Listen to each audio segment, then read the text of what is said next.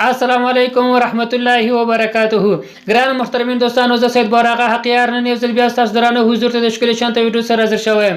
ګران محترمین دوستانو، زموږ تاسو نن ویډیو په دې باره کې دی چې موږ څنګه کولی شو مفت امبیان یعنی پری انټرنیټ لاسته راوړو. پری انټرنیټ خپل موبایل کې وکاروو، هغه هم په اتصالات سیم کارت کې. یعنی هغه دوستان چې اتصالات سیم استعمالوي هغه دوستان اوس کولی شي چې ځان ته خپل موبایل کې پری انټرنیټ وکاروي په ډېر اسانه طریقه سره. نو ګران محترمین دوستان، تاسو دا ویډیو مسکپ کوئ، ویډیو تر پای پورې وګورئ. کوم چې زموږ نوې ویډیو خوښه شوې وي نو زموږ د سید حقیار یوټیوب چینل سره سبسکرایب کړئ، د ګنټې نشان پر وروسته لایک هم کړئ چې تر هر څه نه مخکې زموږ داسې ناولید په زړه پورې خوندورې ویډیو تر تاسو پورې در ورسېږي. ګران محترمین دوستان، در سره مخکې موږ تاسو د پلی سټور ته کله چې پلی سټور ته ولاړ ګران دوستان، دلته سرچینګ په ځای کې تاسو به HTTP انجکټور دغه اپلیکیشن به تاسو را ډاونلوډ کړئ. تاسو ته ګورئ HTTP انجکټور دغه اپلیکیشن چې دغه اپلیکیشن لینک تاسو دغه ویډیو په ډسکرپشن کې درکوم چې له ډېرو وسایلو ورته تاسو یو دغه اپلیکیشن لاسته راوړئ او بل فایل دی د اتصالات سیم کارت لپاره دی، د انټرنیټ د پرې کولو لپاره. د هغه فایل زما د یوټیوب ټلګرام چینل دی، د ټلګرام په چینل کې دغه فایل راچول. تاسو دغه فایل دی، دغه چینل لینک هم تاسو دغه ویډیو په ډسکرپشن کې درکوم چې پر هغه لینک کلیک کوئ، تاسو دغه چینل خلاصیږي، به تاسو دغه فایل باندې ډاونلوډ باندې کلیک کوئ.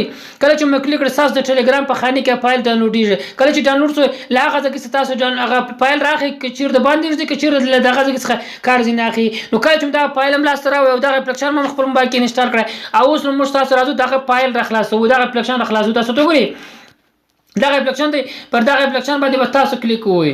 کله چې پر اپلیکیشن باندې مو کلیک وکړئ ګران موږ تاسو دغه اپلیکیشن په دغه طریقه سره خلاصیږي. تاسو ته ګورئ کله چې اپلیکیشن را خلاص دا به ټیک مارک په دې ځای باندې ټیک مارک علامه ولګوئ، اوکې به پروو.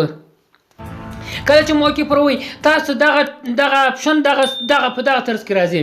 اوس تاسو ته تاسو فایل نه دی ورسره وصل کړی دا وته چې راځ ګران تاسو براسي پر دغه اپشن باندې کلیک کوئ. تاسو دغه ورک نشان معلومیږي، پر دغه باندې به تاسو کلیک کړئ.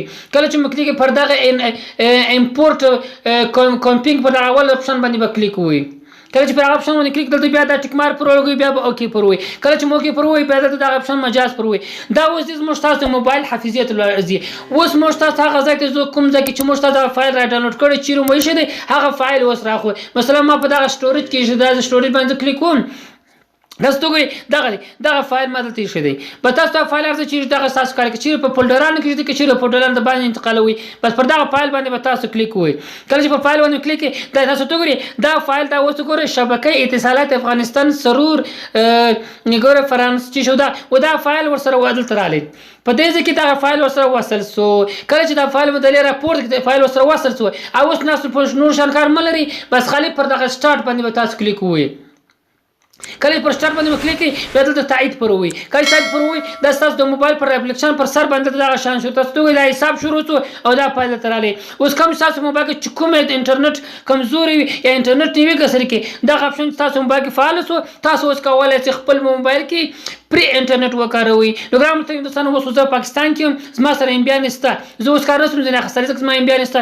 کوم دوستان چې امبیان نه لري هغه په ډېر اسانه طریقه سره کله چې دا فعال شو بس دی ورس خپل ټلګرام ته ولاړ شي، خپل یوټیوب چینل ته ولاړ شي، فیسبوک ته ولاړ شي، پری انټرنیټ وکاروي.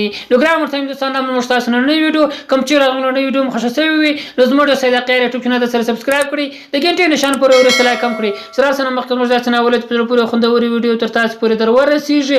والسلام.